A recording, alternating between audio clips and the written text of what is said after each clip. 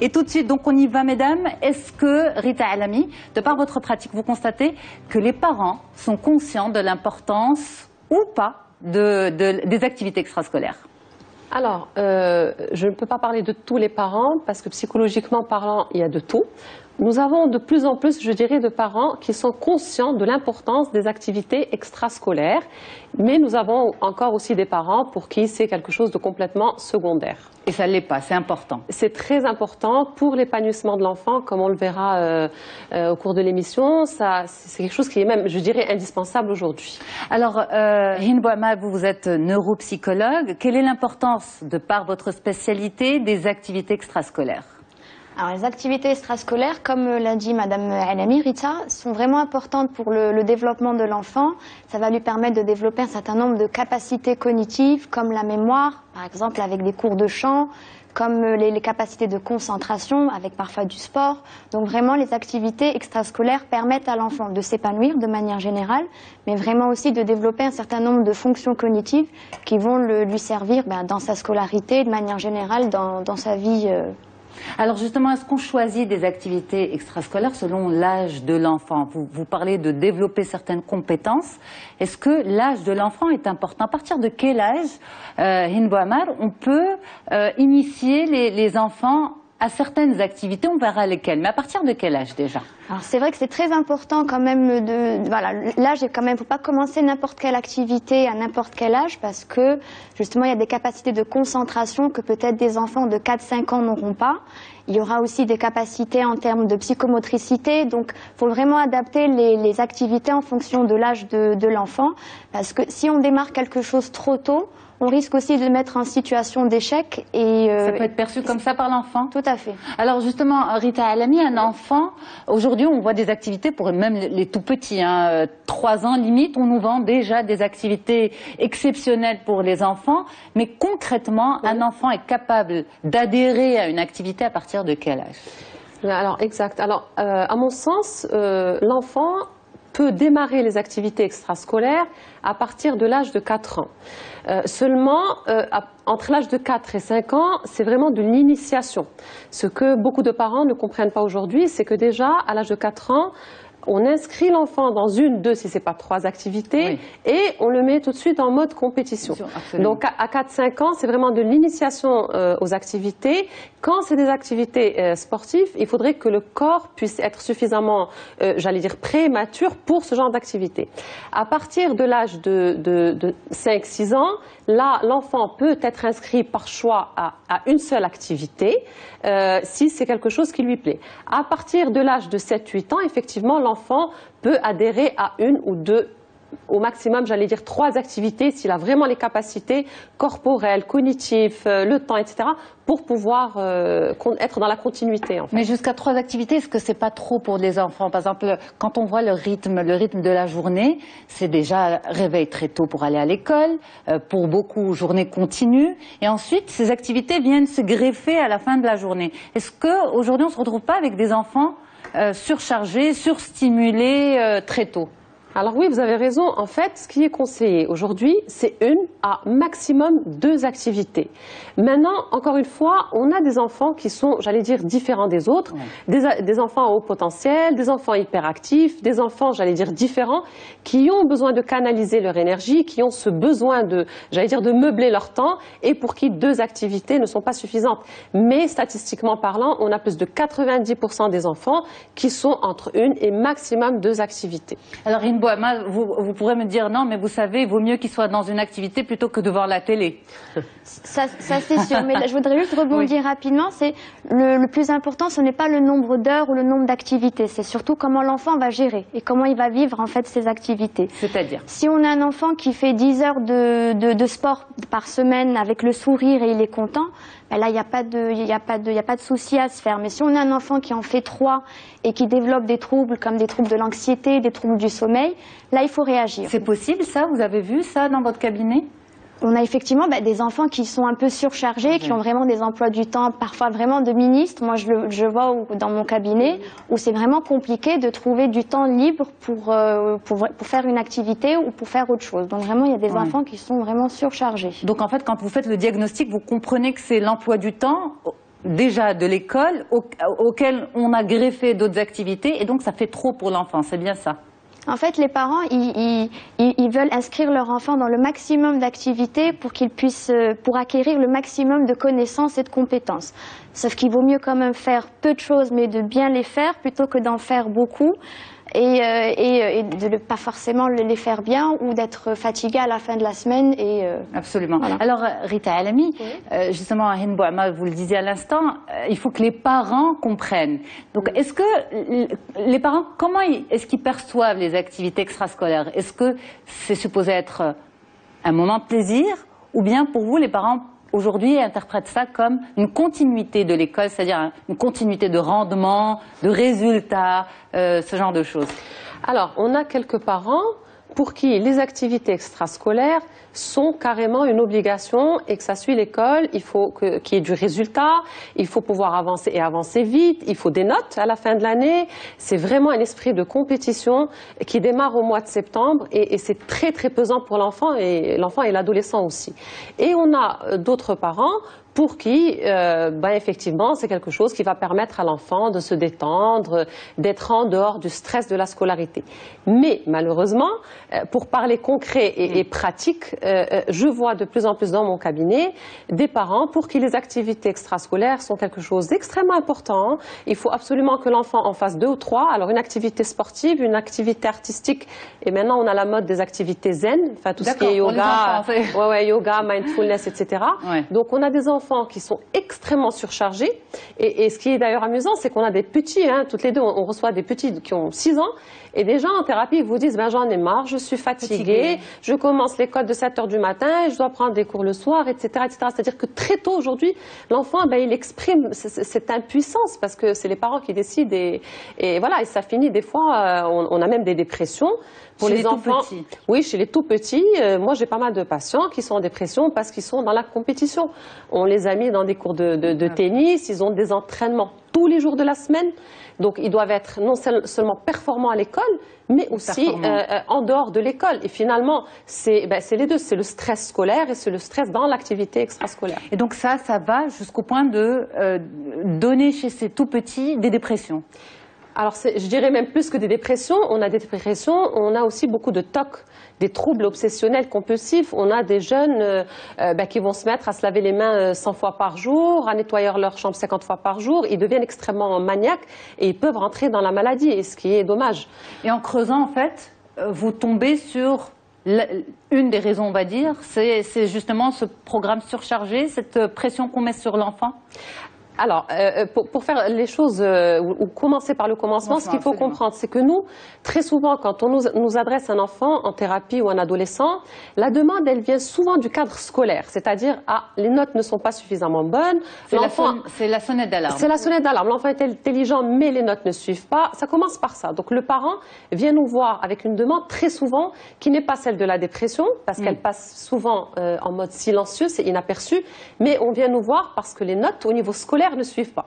À partir de là, nous, quand il y a des difficultés et des troubles scolaires, la première des choses qu'on fait, c'est ce qu'on appelle un bilan neuropsychologique et psychoaffectif, donc un ensemble de tests, un test de QI, des tests sur la mémoire visuelle, la mémoire auditive, la mémoire de travail, des tests surtout attentionnels, ce que le commun appelle la concentration, l'attention sélective, soutenue, partagée, divisée. On va essayer de voir effectivement, est-ce que cet enfant, il a réellement des difficultés à l'école ou est-ce que c'est quelque chose qui est symptomatique d'autre chose. Et là, très souvent, dans la deuxième partie, dans le psycho-affectif, on va atterrir dans un enfant qui est fatigué, épuisé, surmené et donc en fait, on se retrouve avec l'inverse du résultat escompté. Complètement. Initialement, les parents voulaient inscrire l'enfant pour justement développer certaines capacités et on se retrouve avec un enfant complètement épuisé. Pourquoi concrètement l'enfant, justement, on va dire les neurones de l'enfant fatiguent à ce point? Parce qu'il y a saturation, que ce soit d'ailleurs chez un enfant ou chez un adulte. Quand on en fait trop, on fatigue. Le corps et l'esprit aussi a besoin de se reposer. Il y a un besoin de moments de repos où on ne fait rien. C'est important aussi, là aussi, je pense qu'on peut rester des heures et des heures sur ce sujet-là. C'est important aussi de ne rien faire. Moi, il m'est arrivé, il y a pas très longtemps d'ailleurs, j'ai reçu une maman qui qui justement, ça a été pour elle la sonnette d'alarme, où elle m'explique que pour son anniversaire, elle demande à son enfant qu'est-ce qu'il veut, et il lui fait, je veux un samedi ou un mercredi après-midi à ne rien faire. D'accord. Et l'enfant à quel âge? L'enfant, il avait 7 ans. Et en fait, justement, en discutant avec la maman, on s'est rendu compte qu'entre l'école, les activités extrascolaires, parce que aussi, les parents aussi, comme ils travaillent souvent la semaine, les activités prennent aussi le rôle d'un peu de nounou, surtout pendant les vacances. Moi, il m'arrive de recevoir en rééducation des enfants pendant les vacances, là, l'été, ils venaient complètement fatigués, je leur demande pourquoi tu es fatigué? Il me dit, ah ben j'étais toute la journée au centre de loisirs. Ah mais ça t'a plu? Oui, mais c'est fatigant. Donc vraiment, là, vraiment ce qui est important, je pense c'est un message quand même assez important à faire passer, il faut être à l'écoute de l'enfant.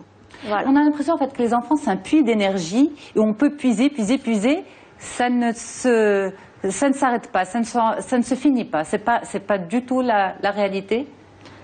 C'est des enfants c'est des êtres humains qui ont besoin de se reposer. Donc absolument. Il faut qu'il y ait des moments de repos pour aussi développer beaucoup de cognition. En se reposant, l'enfant va développer sa créativité, il va développer son langage aussi, son raisonnement, parce qu'il doit s'occuper. Si on est constamment à charger son programme, à un moment, même son autonomie peut diminuer parce qu'il est toujours sous la vigilance d'un adulte ou de plusieurs adultes. Alors, on va revenir aux activités extrascolaires. Comment on les choisit, Rita El-Ami? Est-ce qu'on les choisit en concertation avec l'enfant? En même temps, on se dit un enfant, finalement, il ne maîtrise pas très bien ce qui se passe autour de lui. Donc, en tant que parent, je peux l'initier. C'est mon rôle de l'amener vers les nouvelles choses, des choses à découvrir. Comment on choisit, comment on initie un enfant? Alors en pratique, c'est différent de ce qui devrait être fait. Donc je répondrai plus à la deuxième partie de votre question. Donc en fait, qu'est-ce qu'on devrait faire en tant que parent en termes de choix de l'activité extrascolaire? Alors normalement, pour les enfants, dans l'âge du primaire, je dirais avant l'âge de 11-12 ans, l'enfant très souvent il va choisir une activité sportive ou artistique par identification à un copain, au grand frère, à papa, à maman, et en fait il est quelque part dans l'imitation, il veut découvrir, et donc c'est le choix de l'enfant. Maintenant, très souvent... c'est le choix de l'enfant, donc est-ce que c'est aux parents d'amener l'enfant vers une activité ou il faut laisser l'enfant choisir de lui-même? Alors, c'est un accompagnement, c'est-à-dire que, idéalement parlant, le parent doit pouvoir faire découvrir à l'enfant plusieurs activités. C'est-à-dire, aujourd'hui, il y a des cours d'essai, ce qui est quand même positif. On offre 1 à 2 cours d'essai dans la plupart des écoles aujourd'hui. Et pour le parent, ça peut être bien d'amener l'enfant faire 1, 2, 3 cours pour avoir ne serait-ce qu'une idée de ce que c'est, parce que des fois, on a des enfants qui vous disent « je veux faire du karaté ». Oui. Mais après, l'enfant, il ne sait pas ce que c'est que le karaté. Pour lui, le karaté, c'est ce qu'il voit dans les dessins animés. Et voilà, donc l'intérêt aujourd'hui, pour répondre à votre question, c'est vraiment d'accompagner l'enfant dans un centre idéalement multisport, par exemple, si on est dans le sportif ou multi-artistique, lui faire un peu découvrir, ne serait-ce qu'en visite. Ça, c'est un cours, par exemple, j'en sais rien, de basket, ça s'appelle du tennis, etc. De lui faire un peu découvrir tout ça, tout ce champ sportif. Pareil pour le champ artistique, et lui demander de faire un choix. C'est vrai que si l'enfant a 4 ans, c'est toujours un peu compliqué. Je l'ai dit au début, c'est plus de l'initiation. À partir de l'âge... C'est quand même trop petit, 4 ans. C'est très petit, c'est de l'initiation. C'est vraiment, c'est pas plus que ça. Mais à partir... Est-ce que c'est important, pardon de vous interrompre, mais est-ce que c'est important une initiation à 4 ans? C'est-à-dire qu'on n'en entendait pas parler il y a 10 ans. Initier un enfant à 4 ans, ça ne faisait pas partie... du quotidien des familles. En 2016, enfin depuis quelques années, on en entend parler, et vous nous l'avez dit en début d'émission, aujourd'hui on initie même les enfants au yoga, ce genre de pratiques très très petits. Est-ce qu'on n'en fait pas trop, Hind Bouamar? Je pense, on n'en fait pas trop, peut-être pas à ce point-là, mais les parents ont aussi ce besoin. Parfois, certains parents qui travaillent encore une fois toute la semaine vont parfois aussi un peu culpabiliser de ne pas être avec l'enfant toute la semaine, et donc au lieu de le laisser à la maison à ne rien faire, on va vouloir plutôt l'inscrire dans différentes activités en pensant justement qu'avec toutes ces activités, il va pouvoir développer le maximum de connaissances et de compétences. C'est vrai, mais voilà, il faut... Comme dans toute chose, il ne faut pas non plus tomber dans l'excès. Et pas tomber dans l'excès de la culpabilité non plus.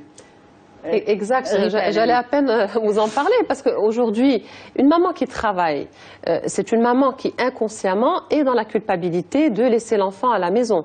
Alors tout de suite, j'allais dire par compensation ou un peu par réparation de cette blessure, très souvent la maman va essayer de remplir le temps de l'enfant pour qu'il ne reste pas à la maison tout seul ou avec la personne qui s'en occupe.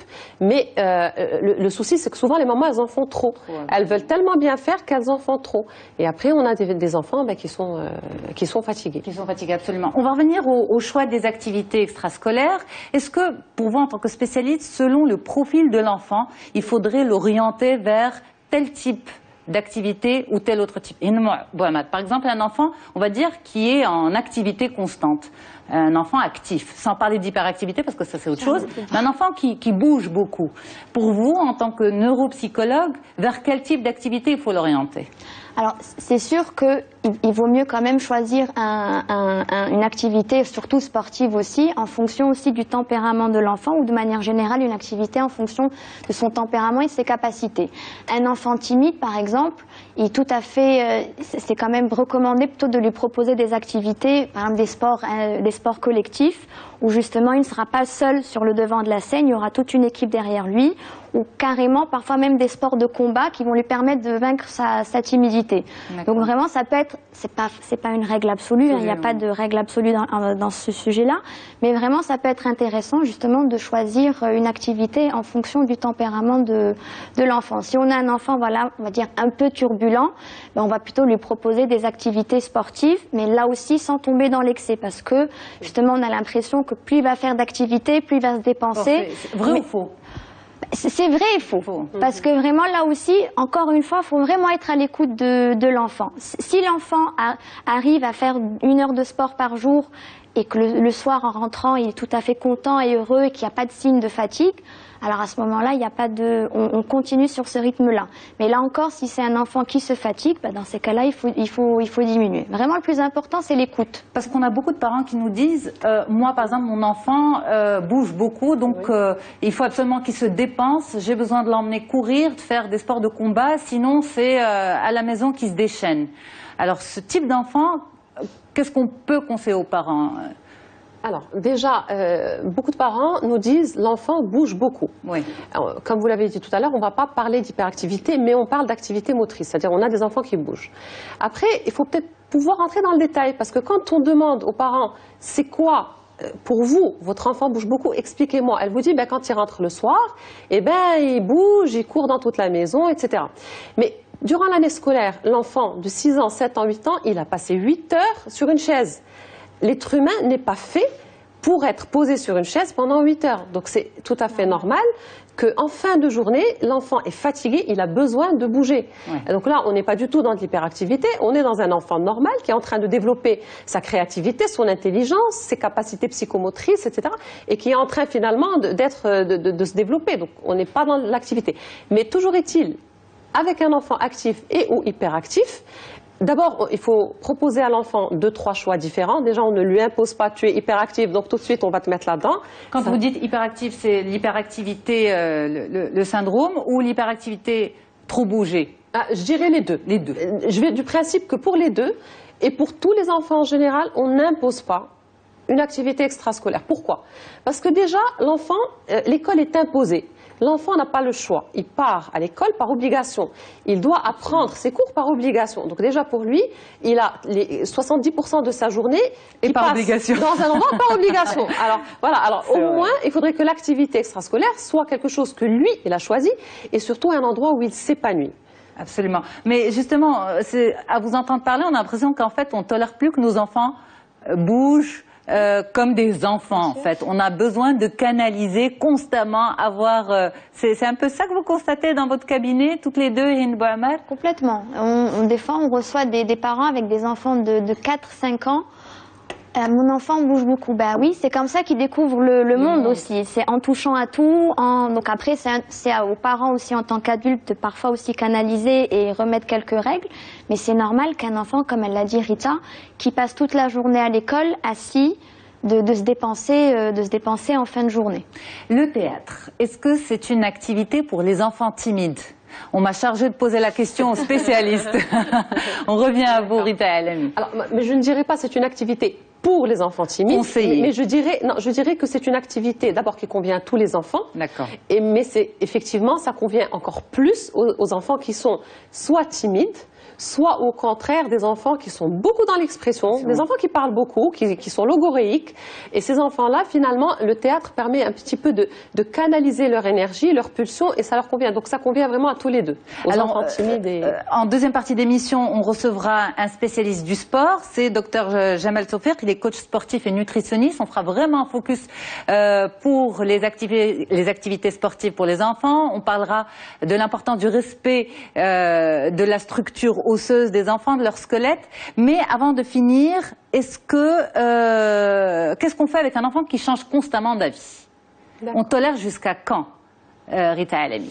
Alors, il est important d'abord de se poser la question, pourquoi mon enfant change d'avis? Parce que finalement, c'est à partir de la réponse qu'on peut savoir qu'est-ce qu'il faut faire. Alors, souvent, on critique en tant que parent. Quand l'enfant change d'avis, on est critique. Alors déjà, pour moi, personnellement, ce n'est pas de l'impulsivité, mais c'est souvent un signe de maturité. Parce que l'enfant, par exemple, qui s'était identifié, j'en sais rien moi, un footballeur, il est en train de grandir, il va s'identifier à un chanteur et maintenant il veut prendre des cours de chant. Donc un enfant, jusqu'à l'âge de 12-13 ans, il est tout à fait normal puisqu'il est dans la découverte, il est en train de développer des capacités, et bien il a envie de découvrir plusieurs activités et en général, à la fin de chaque année, si ce n'est pas au milieu de l'année, il a déjà envie de découvrir autre chose.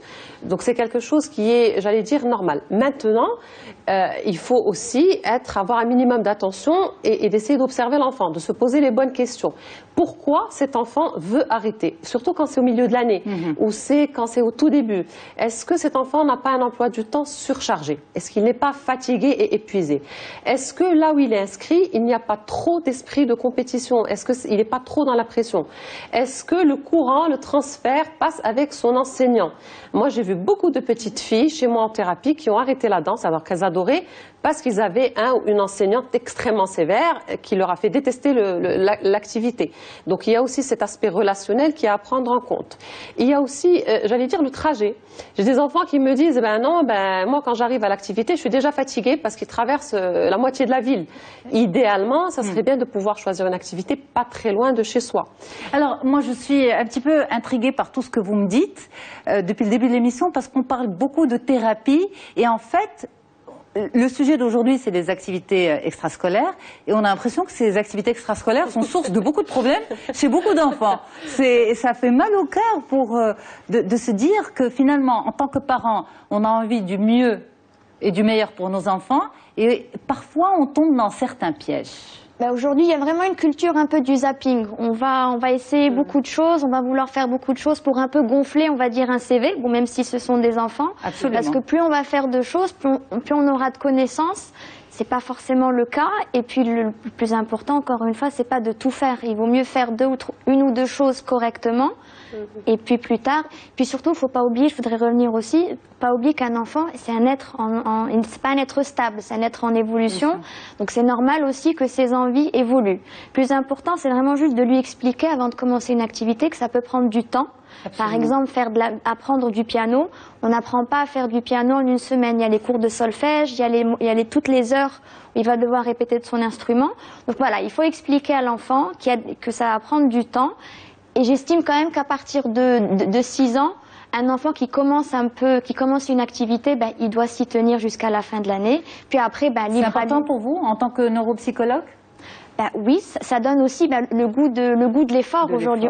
Je pense que Rita sera d'accord avec moi. On voit beaucoup d'enfants aujourd'hui qui ont une intolérance à la frustration. Dès qu'ils n'arrivent pas à faire quelque chose, ils zappent et ils passent à autre chose. Et donc, justement, il n'y a plus ce goût de l'effort, il n'y a plus cette capacité à attendre, à patienter. Et donc, on en arrive parfois à des enfants impulsifs, à des enfants qui ne supportent pas l'attente. Et on peut en arriver à ce qu'on appelle des enfants rois aujourd'hui. Ça, c'est un autre sujet. Mais c'est vrai, comment amener l'enfant à découvrir le goût de l'effort, on va en parler juste après. On marque une pause et on revient. On aura avec nous Dr Jamal Sofer, il est coach sportif et nutritionniste. À tout de suite. On reste ensemble sur Médiane TV.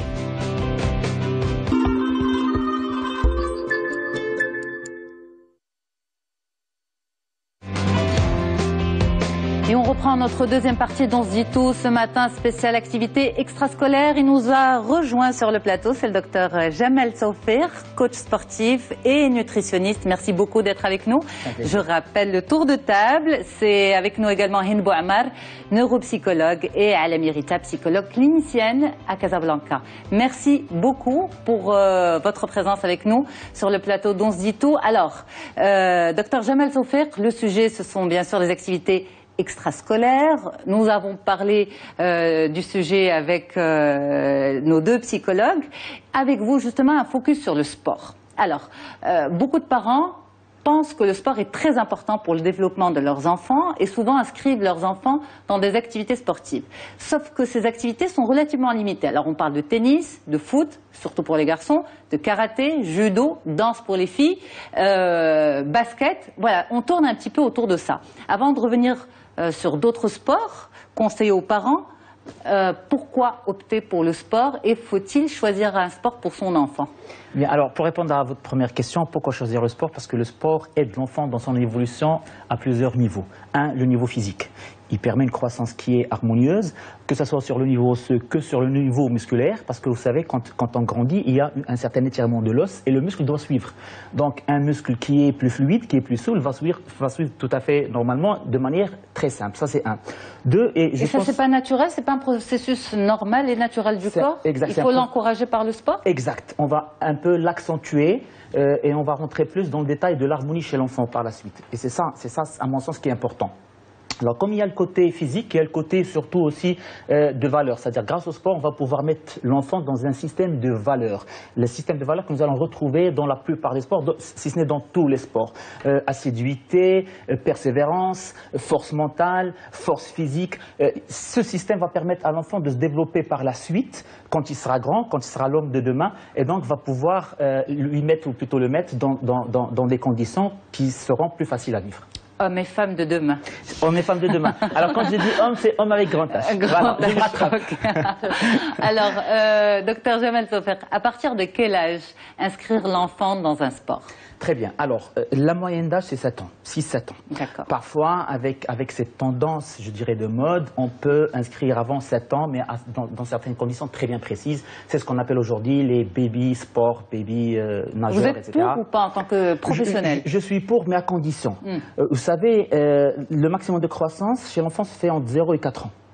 Et donc, la célérité, c'est-à-dire la vitesse de croissance. Donc, il faut rester très vigilant par rapport au risque, pas de blessure, mais juste de pression, de tension sur la croissance de l'enfant. C'est pour ça que quand on parle de baby nageur, c'est vrai que bon, ça commence à se développer de par le monde, mais il y a certaines conditions. Par exemple, quand on met quelqu'un ou un enfant dans le système baby nageur, baby sport de manière générale, le nombre de moniteurs ou le nombre d'accompagnateurs, il doit se mettre dans une limite, dans une norme. Ça veut dire quoi? Ça veut dire pour chaque enfant, un accompagnateur. Aujourd'hui, on ne peut pas parler de baby sport, par exemple, alors qu'on a 1 ou 2 accompagnateurs par rapport à une dizaine Non, ça commence à devenir un petit peu, ça risque de devenir un petit peu pas bénéfique pour l'enfant. Sinon, à partir de 7 ans, l'enfant, il est là, toujours dans l'activité ludique, on le met dans un sport, et puis par la suite, en tant que parent, en tant qu'éducateur, on le suit par rapport à un certain nombre d'objectifs. Donc pas de sport, on va dire, de vrai sport avant 7 ans? Moi, je peux dire, avant 6-7 ans, il faut rester vigilant. Il faut rester vigilant. C'est vrai que l'enfant, avant 5 ans, il peut développer un certain nombre de réflexes, qui, à mon sens, est très important, mais les conditions, ils sont là. En tant que parents, ces conditions nous sont imposées pour qu'on puisse voir notre enfant grandir, se développer de manière très harmonieuse, très correcte et très... D'accord. Alors, on va prendre un petit peu le cas de notre environnement à nous. On sait vraiment quelles sont les structures qui sont disponibles. Qu'est-ce que vous conseillez comme sport à partir de 6-7 ans, comme vous l'avez dit? C'est-à-dire, on voit qu'il y a du tennis, du foot, de la natation, de la danse, du karaté. Quel est pour vous le meilleur sport avec la condition physique de l'enfant de 6-7 ans? Alors, moi, je dirais toujours que le meilleur sport, c'est celui qui sera apprécié par l'enfant. C'est celui qui va permettre à l'enfant de progresser, de se sentir bien et d'avoir ce goût, ce plaisir de rester accroché à son sport. Parce que finalement, pratiquement tous les sports, ils sont là pour nous aider, comme je viens de dire, côté croissance, côté développement personnalité, côté équilibre, côté... Tous les sports, ils font ça. Maintenant, le plus important, c'est comment cet enfant va réagir par rapport à ce sport-là. Mais justement, on se posait la question tout à l'heure, je posais la question aux spécialistes, comment un enfant de 6-7 ans va pouvoir, dès le départ, savoir ce qu'il veut? Est-ce que pour vous, c'est possible ou pas? C'est possible. C'est possible dans une certaine mesure. Comment? Laquelle? Regardez, le terme ou la phrase qui dit que comment choisir un sport pour un enfant n'est pas très correcte. Moi, je préfère dire comment aider mon enfant à choisir son sport. Encore mieux, comment accompagner mon enfant pour choisir son sport. Parce que c'est une sorte d'accompagnement. Là, je vais profiter de l'occasion pour dire que le fait d'accompagner mon enfant, sans le vouloir, je suis en train de le coacher. Je suis en train de m'approcher de lui et de le ramener vers moi. Donc c'est une sorte de comprendre et de pouvoir comprendre mon enfant par la suite, juste sur le côté corporel, sur comment il va manifester sa joie, comment il va manifester son mécontentement, et ainsi de suite. Imaginez maintenant, si vous permettez... Mais si vous permettez, encore faut-il avoir les capacités de le faire en tant que parent. Comment on va coacher son enfant? Et je vais rajouter peut-être un petit truc. Souvent, ce qu'on fait en tant que parent, c'est qu'on dépose l'enfant au niveau de l'activité et on part. Donc on ne reste pas...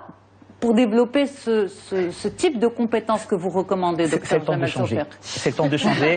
Ben oui, et moi je m'adresse directement aux parents. C'est le temps de changer parce que le meilleur investissement qu'un papa ou une maman peut faire, c'est l'investissement de ses enfants. Donc je pense que c'est important. Quand moi je vais dire à mon enfant, on parle même à 6 ans, parce que je vois comment il réagit par rapport, je vois déjà sa manière de s'exprimer de manière corporelle. Imaginez maintenant que je vais dire, bon, je vais voir est-ce qu'il va accrocher au basket, aux arts martiaux. Ben, il faut que j'investisse aussi de mon temps. Il faut que je le prenne et je l'emmène à un club de sport qui fait du basket, du karaté ou autre. Et là, je suis là à le surveiller, comment il va se manifester. Vous savez, on peut lire dans le visage d'un enfant, on peut lire dans l'expression faciale d'un enfant, on peut lire dans les yeux d'un enfant quand il est impressionné, quand il est accroché, quand il veut faire pareil. Et puis par la suite, on peut voir aussi quand il est là, à ne pas être intéressé. Et c'est comme ça qu'on peut commencer à faire des séances d'essai. Alors mesdames, est-ce que c'est un petit peu ce qui explique qu'un enfant décroche? On va revenir, on en parlait juste avant la pause, Rita Alami. Un enfant qui décroche souvent de ses activités, est-ce que c'est l'une des explications selon vous? Alors je suis entièrement d'accord avec le fait il est temps de changer. Oui. Pourquoi? Parce qu'effectivement, comme il le dit, il y a beaucoup d'enfants qui vont décrocher. Et nous, en tant que parents, on ne saura pas forcément pourquoi. Par contre, quand on accompagne l'enfant, on l'observe. Et on va voir ce qui est dit et ce qui est de l'ordre du non-dit. Beaucoup d'enfants vont dire « je n'aime pas cette activité », pas parce qu'ils n'aiment pas tel sport ou tel sport, mais tout simplement parce que leur personnalité ne leur permet pas aujourd'hui, au jour d'aujourd'hui, de s'adapter au reste du groupe. On a des enfants, par exemple, moi j'ai vu des enfants dans des cours de foot pour petits, enfin de 6 ans, décrocher complètement, tout simplement parce que quand ils rataient la balle, les autres enfants se mettaient à insulter, il y avait des petites bagarres, etc. Oui. Alors les enfants qui sont timides, qui sont un petit peu introvertis, se retrouvent très difficilement dans cet effet de groupe. Donc il a raison, accompagner l'enfant aujourd'hui, c'est d'abord la priorité et surtout l'étape vers la réussite aussi. Absolument, mais ce qu'on disait au tout début, c'est que souvent les parents, de par un manque de temps, culpabilisent, investissent dans des activités extrascolaires pensant meubler, remplir le temps de l'enfant. Or, on peut se retrouver avec des failles. Hind Bouamad.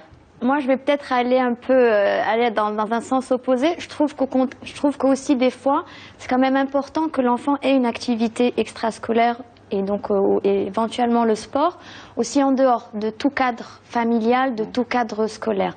Parce que l'enfant a aussi besoin d'agir librement sans qu'il y ait une pression, que ce soit parentale ou scolaire, ou en tout cas ressentie comme telle par l'enfant. Donc c'est aussi effectivement, il est temps de changer, que les parents soient aussi un peu, qu'ils accompagnent les enfants, mais il faut aussi que les enfants aient des moments de libre et des moments de liberté où ils puissent agir et surtout développer leurs propres ressources et aussi connaître le monde aussi avec leurs propres moyens et non pas sous la vigilance d'un parent ou d'un prof à l'école.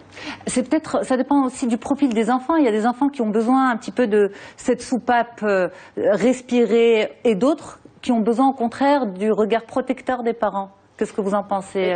Alors en fait, je dirais que ça dépend plus des parents. Parce qu'il y a des parents qui sont là à mettre la pression tout le temps, donc ils vont accompagner l'enfant dans le cours de sport par exemple, mais ils ne les surveillent pas, ils leur mettent de la pression. Et j'en ai vu de très près, moi-même j'amène mes enfants et je vois le comportement des parents. Alors c'est même plus des cours de sport, c'est carrément l'école. Et donc Hind Bouamar a entièrement raison, parce que là c'est une pression de plus pour l'enfant et ça devient désagréable, ce qui explique effectivement, comme vous dites, que l'enfant puisse décrocher.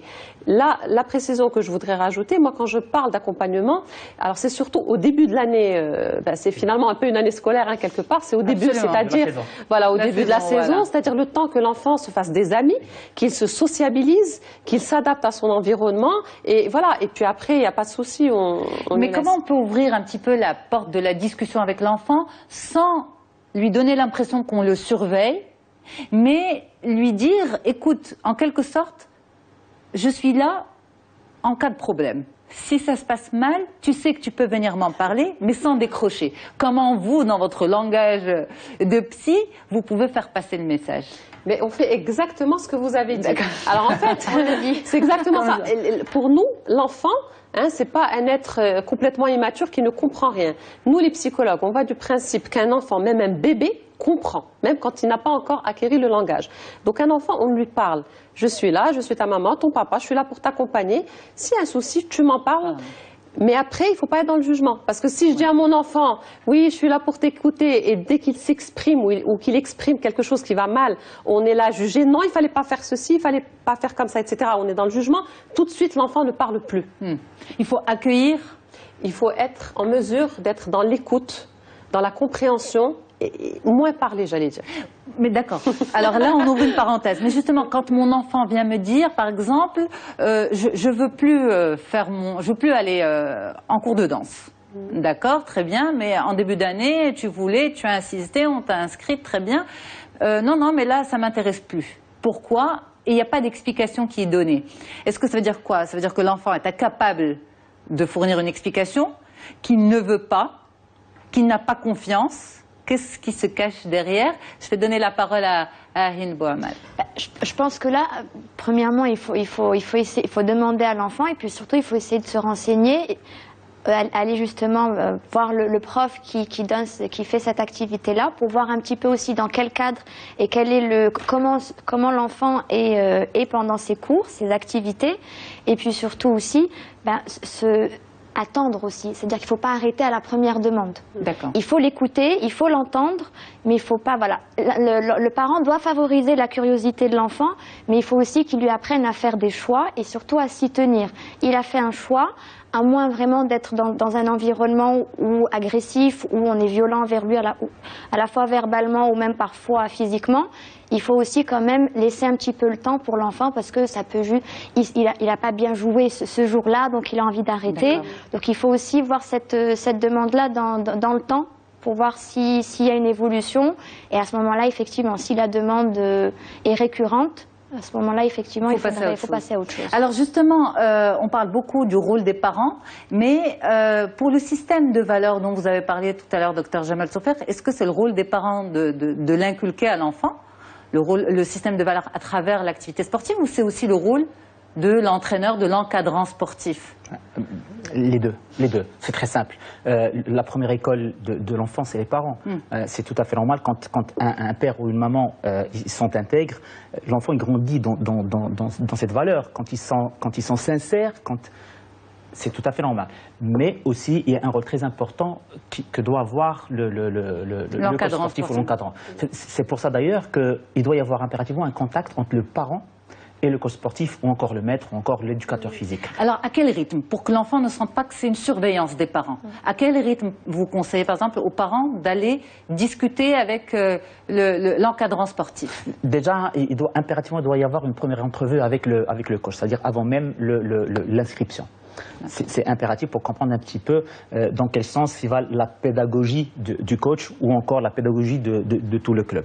Alors maintenant, le père ou la maman, pour qu'ils soient proches de leur enfant, il faut impérativement aussi qu'ils fassent des petites visites, pas surprises, mais je dirais programmées par rapport aux parents. Et là, c'est en ce moment-là que nous allons essayer encore une fois de lire l'expression de l'enfant.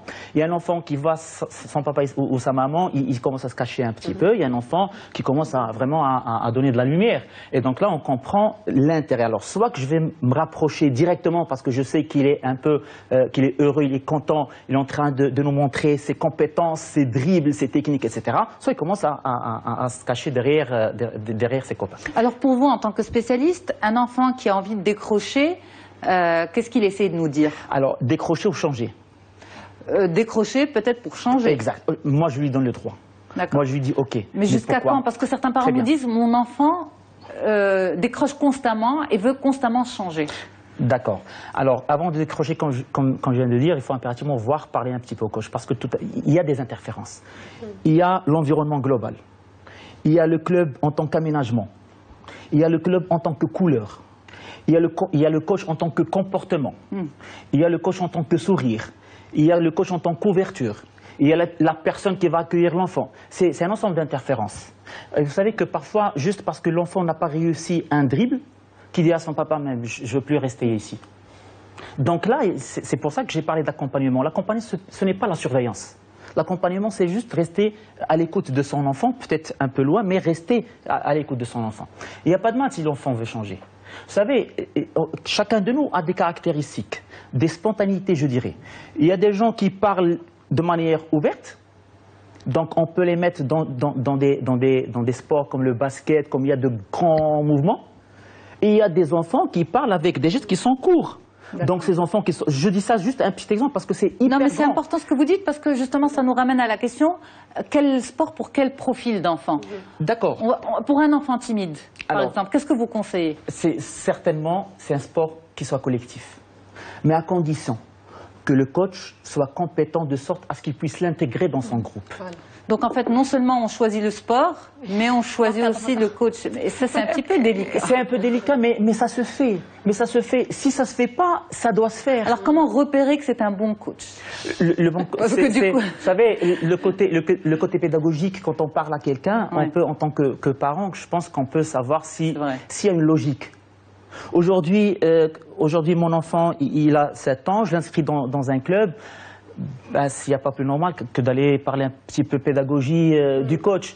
Comment vous allez faire pour apprendre une technique quelque part à mon enfant? Quels sont les moyens à utiliser? Mais vous pouvez discuter de ça, vous êtes coach sportif. Nous, on n'a pas la compétence nécessaire, on n'a pas les informations nécessaires pour savoir comment... La pédagogie, elle est universelle, elle est transversale, la pédagogie. Si je suis enseignant à l'université, je vais utiliser pratiquement, je parle de la pédagogie, pas le langage. Il faut s'approcher, il faut écouter, il faut voir, il faut pratiquer de l'empathie aussi. Et puis par la suite, on va mettre en place un système pédagogique qui est lié à l'entraînement, qui va nous permettre d'avoir un enfant qui est équilibré, un tempérament équilibré, peut-être performant par la suite, pourquoi pas. Alors Rita El-Ami, est-ce qu'il faut à un moment ou à un autre se dire, bon, quand même, je consulte pour mon enfant parce qu'il change constamment d'avis? Est-ce qu'au bout d'un moment, il faut quand même tirer la sonnette d'alarme? Alors, je dirais consulter, oui, mais pas parce que l'enfant veut changer d'activité. Parce que là, il est, comme je l'ai dit tout à l'heure, dans un cadre normal. Mais trop changer Voilà, d'activité. justement. Maintenant, il y a une précision qui est importante, on n'en a pas parlé, c'est que les enfants d'aujourd'hui sont des enfants qui ont été éduqués principalement avec un principe de plaisir immédiat. C'est-à-dire que l'enfant, il veut tout de suite. Par exemple, il est devant un magasin de jouets, il a vu, si c'est petite fille, elle a vu une poupée, elle la veut tout de suite. L'éducation actuelle fait que les enfants ne sont pas ou sont moins dans le plaisir différé. Alors, ces enfants-là, cette catégorie d'enfants-là, quand ils sont dans une salle de sport, etc., ils ont du mal parce qu'ils veulent, ils veulent tout de suite avoir du résultat sans faire d'efforts. Ils veulent tout de suite ne pas se fatiguer. Et c'est des enfants, effectivement, comme vous dites, qui vont beaucoup décrocher. Alors là, c'est pas c'est tous les enfants de 2016, du 21e siècle. Je dirais c'est beaucoup d'enfants, mais là, c'est pas d'un thérapeute qu'on a besoin. C'est tout simplement, c'est revoir l'éducation qu'on donne à l'enfant. C'est plutôt ça. C'est se remettre en question en tant que parent. En tant que parent, et donc faire comprendre que les choses viennent progressivement. Et ça, le sport est un véritable vecteur de ce type de valeurs. Alors comment vous, en tant que professionnel du sport, Dr Jamal Sofer, vous pouvez expliquer ça aux enfants qui nous regardent aujourd'hui? Alors c'est très simple.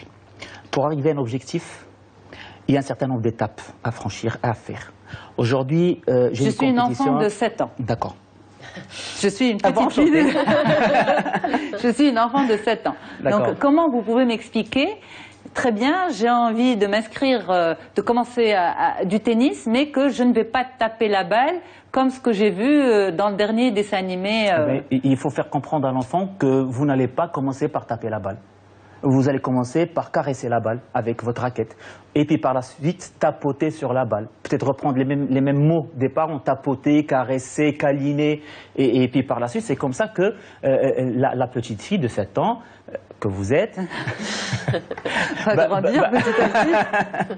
va commencer à se dire, mais oui, ça c'est important. Elle retrouve son cadre de référence avec les parents. Et c'est comme ça qu'après, c'est la découverte. Après, c'est le sens de l'objectif. Après, c'est le système de valeurs qui est hyper immense, qui va permettre à l'enfant de progresser correctement. Alors, une question importante, quels sont peut-être les mauvais sports pour les enfants, pour leur squelette, pour leur... les mauvais sports. D'accord, les mauvais sports. Est-ce qu'il y en a pour les enfants? Pour les enfants avant de 7 ans, il y a des sports qui sont de toutes les manières. Même de 7 ans, par exemple, on voit certains ados se mettre à la musculation. C'est bon, c'est pas bon. Mais écoutez, la musculation, il faut comprendre une chose, c'est que la musculation, ce n'est pas le bodybuilding. C'est deux choses qui sont complètement différentes. Vous savez, les joueurs olympiques, les champions olympiques, aussi jeunes qu'ils soient, mais ils font de la musculation. Mais c'est bien encadré.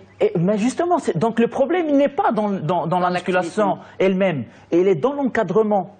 Il y a un pourcentage d'intensité qu'il faut respecter. Vous savez, c'est très simple. Quand est-ce que le corps il réagit? Quand il est demandeur. Quand est-ce qu'il fixe? Quand il est demandeur. Comment on va faire pour le rendre demandeur? Il faut lui faire de l'activité physique. Il faut faire un peu de pression dans les règles de l'art pour que le muscle soit demandeur. Pour qu'il fixe les bons aliments en quantité correcte et qu'il puisse les utiliser correctement. L'alimentation, on va clôturer par ce point en fin d'émission, surtout pour les enfants qui ont envie de vous ressembler en termes de muscles et qui n'ont pas envie de prendre leur petit déjeuner le matin. Donc vous allez leur passer un message dans un petit moment, mais juste avant peut-être revenir avec vous, mesdames, sur la problématique de la pression de la part des parents et de la projection.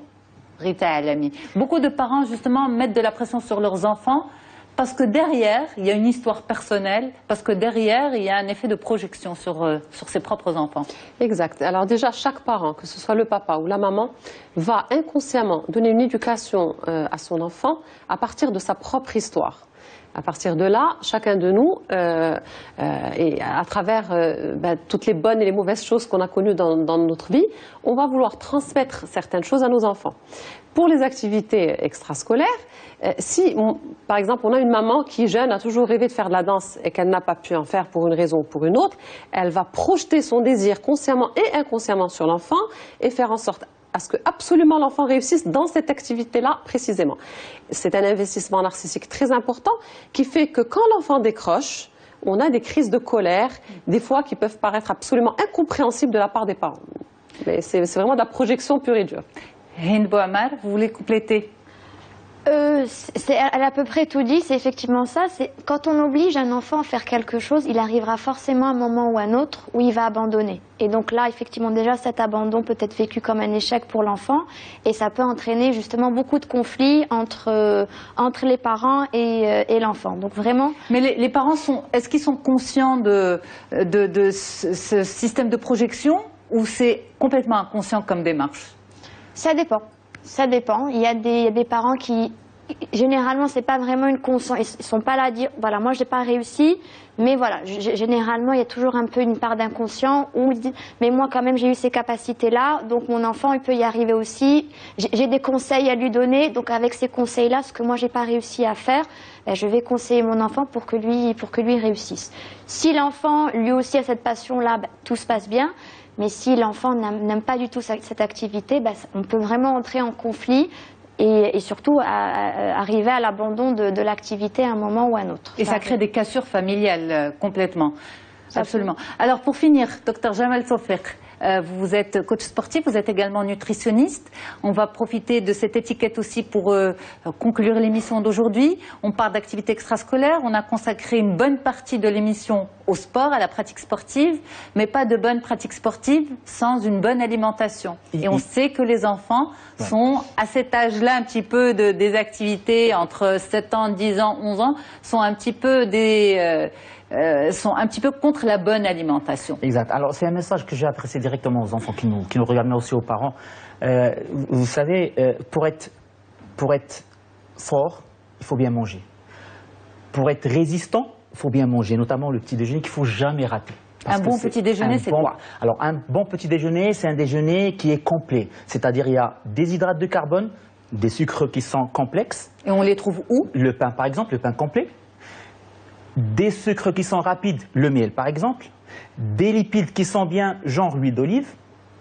Des protéines aussi. Les enfants, ils n'aiment pas trop l'huile d'olive. Par contre, on peut remplacer. On peut remplacer par du fromage où il y a des lipides aussi. Du beurre? Du beurre, oui. Mais écoutez, vous savez, il est important de voir la quantité utilisée. Du beurre, oui. Pourquoi pas? Mais il ne faut pas en abuser. D'accord. D'accord. Du fromage aussi, on peut l'utiliser. Il n'y a pas de souci pour l'enfant. Mais à côté de cela, il faut aussi les produits laitiers parce que c'est important. Ils sont riches en protéines. Et les protéines, on en a besoin pour en faire les muscles. Les collations avant l'activité sportive, c'est important, un petit goûter avant? Avant ou après? Pas carrément, parce qu'en fait, pas carrément un goûter, je dirais comme vous venez de dire, un petit goûter, oui, c'est juste pour donner un petit peu de l'énergie pour l'enfant sous forme d'hydrates de carbone, sous forme de sucres qui sont là. Alors souvent, pardon de vous interrompre rapidement, souvent on emmène les enfants de l'école vers l'activité physique et donc dans la voiture, il y a un petit biscuit, un petit yaourt. Est-ce que c'est bon? C'est plutôt un fruit que vous conseillerez? C'est surtout un fruit. C'est surtout un fruit parce que le fruit il est riche en sucre. C'est des sucres qui sont naturels et donc ils vont fournir un petit peu l'énergie nécessaire pour faire un bon cours.